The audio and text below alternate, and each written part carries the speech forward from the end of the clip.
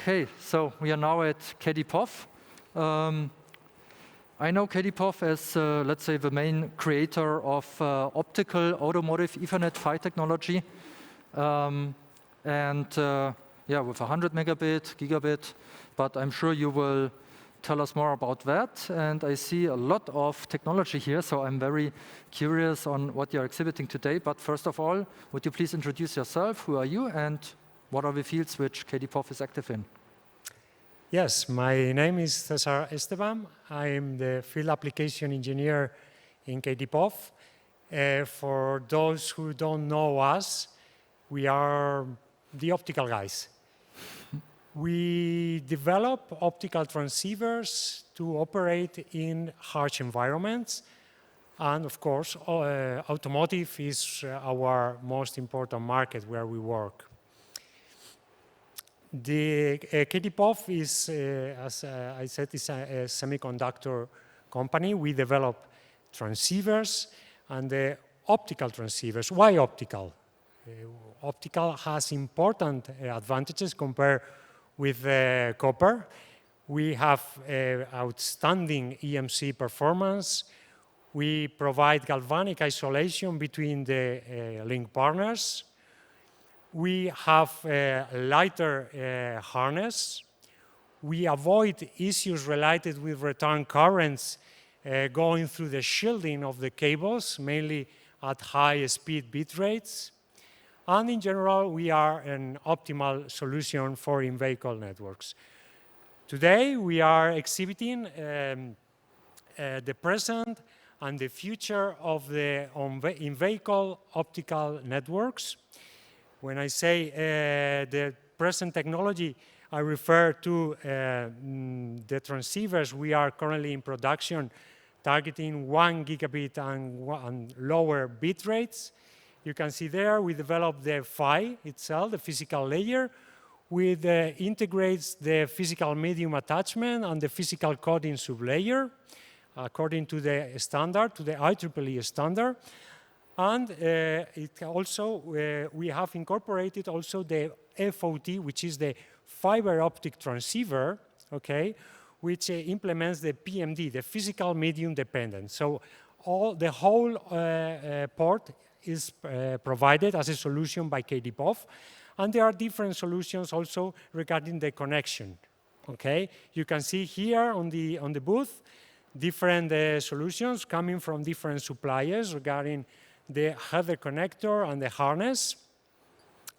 And we also are exhibiting today the future. And when I say the future, I mean the multi-gigabit family of transceivers that we have been for more than 2 years working hard in development. We can see in this video we are presenting a demo that we have prepared. It was really hard to transfer all this demo to here, so we have prepared this video where we are presenting the key elements of the multi-gigabit technology, which are the light source, which is a VCSEL, the channel, that is glass optical fiber, the cable structure, okay, and the channel itself that is explained in this video that will be available for all you after this show. We can see there in this part the fiber that in this case is not plastic optical fiber that was used for 1 gigabit. For multi-gigabit, we'll be using glass fiber with structures that come from other industries that are using glass optical fiber for harsh environments as well, and that have been demonstrated to be suitable for this kind of applications. So in the demo, you can see it's 50 gigabits per second. That is the maximum bitrate that is standardized under IEEE, because KDPOF, I didn't mention, is leading the standardization process of optical Ethernet in automotive.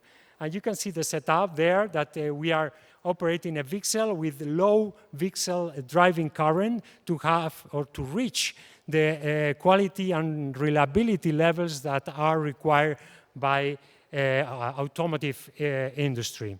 You can see KDPOF is applying adaptive DSP, digital signal processing, to open the eye diagram after 40 meters of glass optical fiber.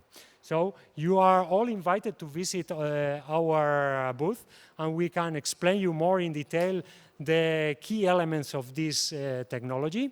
And we will be more than happy to attend you and be with you explaining all this technology. Great, thank you.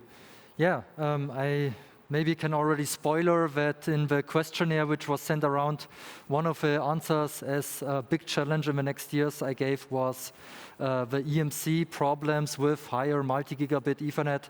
And for that, as far as I understand, your optical solutions might be one potential solution, or at least from what you are saying or explaining us, maybe with superior performance EMC-wise compared to copper. Yes. Yes, you're right, and I'm not surprised that that is one of the biggest concerns about the Ethernet technology, as shielded cables is a solution to have higher bit rates, but it has some pitfalls that we must have into consideration. When we adopt optical, we can solve immediately some of these important issues regarding EMC compatibility, ground loops, and return currents going through the shielding of the cables that are a real headache for most of the OEMs that are implemented gigabit and in the future higher bit rates for the in-vehicle network. Okay, sounds promising. I'm looking forward to results and everything.